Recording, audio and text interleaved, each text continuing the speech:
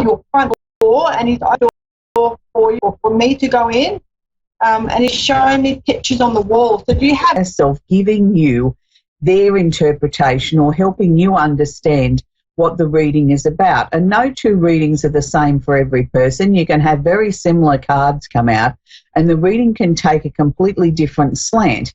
And this is where, you know, working with the tarot is something that it's like a lesson. You've got to keep continuing to work with it.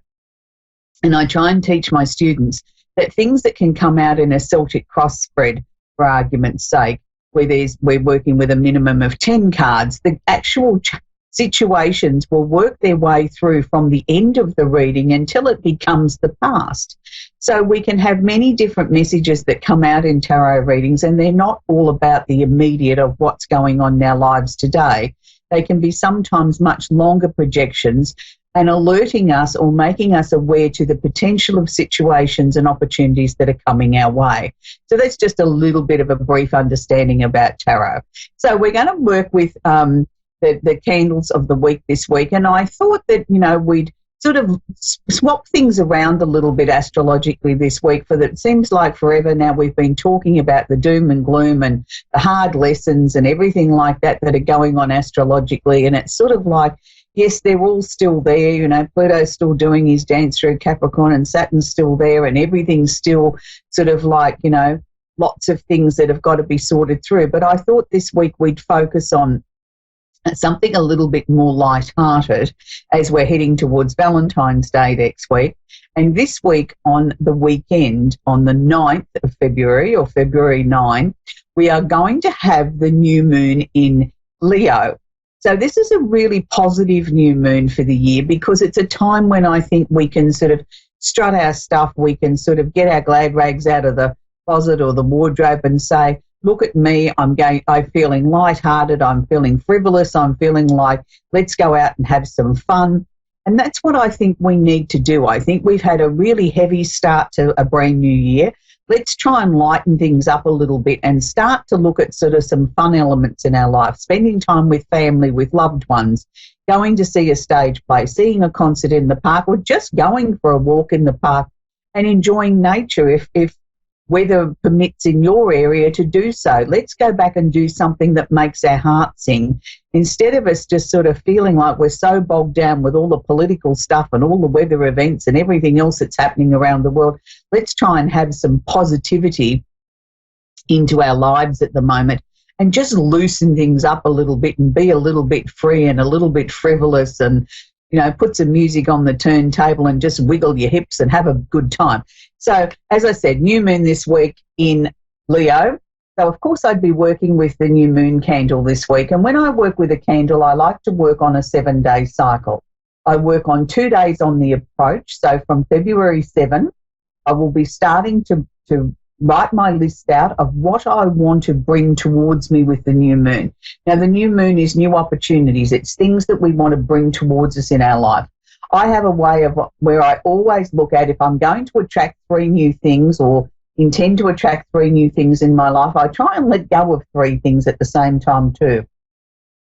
Even if it's just old emotions and letting go of old energy, but I like to put the 3 new things down on my list of things that I want to attract towards me, and that could just be a more positive attitude, that, you know, waking up every morning and feeling alive and feeling a little bit childlike and feeling a little bit more motivated to have some fun today. It doesn't always have to be of a serious nature, and it doesn't always have to be, oh, I'm trying to attract a new car or a new job or whatever. It can just be, I'd like some new energy in my life. I'd like some new positivity. So be mindful of that. So 2 days on the approach. So the 7th is the start of the new moon cycle. We have 3 days then of the new moon cycle, which is 9, 10, 11. And then I allow 2 days on the descending after the 3 days of the new moon. So that makes our 7-day cycle. So we'd be working with the fire sign candle as well, because we're working with Leo as well. So I would write an identical list to read out and pop under both candles. Now, when I work with candles, I like to work with them for a minimum of 10 minutes a day. I never, ever leave a candle unattended because of fire risk. I don't put them under air conditioning fans, under windows, under curtains, all the obvious things. But sometimes I think we get a little bit complacent and we forget to think of safety first. And we are working with a flame after all. Our extra large candles have dual wicks, so I tend to light one wick one day and light the other wick the next day. So minimum of 10 minutes, read your list out aloud, pop it underneath the candle, pop your candle on top of a coaster. Never put it directly on the furniture because the glass container gets very hot. The soy wax doesn't get hot, but the glass container can get hot. And I always put a barrier between that and the furniture, and it also reduces the risk of, if you have a drop in temperature, of the glass container cracking. So for those of you that mightn't have enough room for an extra large candle, can I suggest a gift box set? This week I've made the gift box set up with the new moon candle, the fire sign candle, but I've also put the travel candle in there for good measure because I thought we might like to do a little bit of travelling or send things out to the universe or sort of look at sort of just opening our horizons up this time. But we have 28 candles in our range, so you're more than welcome to choose combination that suits you. You can choose 3 of the same, or you can make your own selections from the 28, as I said, and make your box very personal and very, very individual. So for those of you that like to work with candles, it's a very positive time now to be working with or getting ready to work with the new moon in Leo.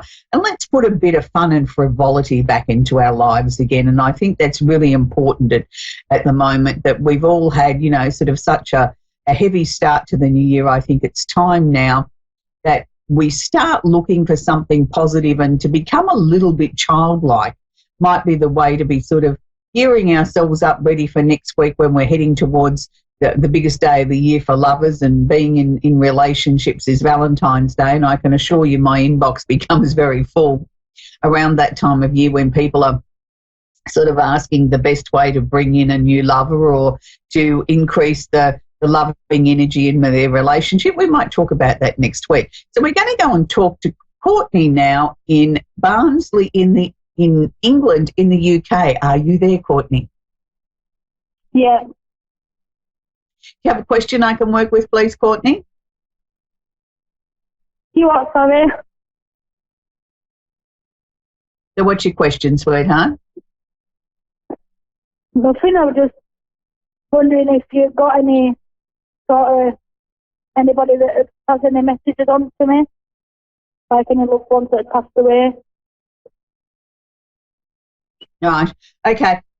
It's always interesting, Courtney, when you ask questions for me to sort of try and tune into somebody that's crossed over. With such the short space of time that we have on this program, I don't like to guarantee that I'm going to be able to connect with who you want to connect with. But what I will give you is what I'm being given psychically. And at the moment, Courtney, you seem to be in a position where you're sort of questioning a lot of things. There's a lot of endings, change and transformation coming up around you. I sort of feel as if I feel a little bit flat at the moment, as if, the new year started with a bit of a bang, and then all of a sudden it was like somebody let all the air out of my balloon, and I feel very sort of flat. And not so much disappointed, but flat. I don't know where I want to go. I don't know what I want to do. I don't know what's the next step. Can I suggest to you to just allow this to be? Don't be in too much of a hurry to try and kickstart your year just yet. I think you are allowed to sort of just be for the moment and just let everything sort of flow towards you. You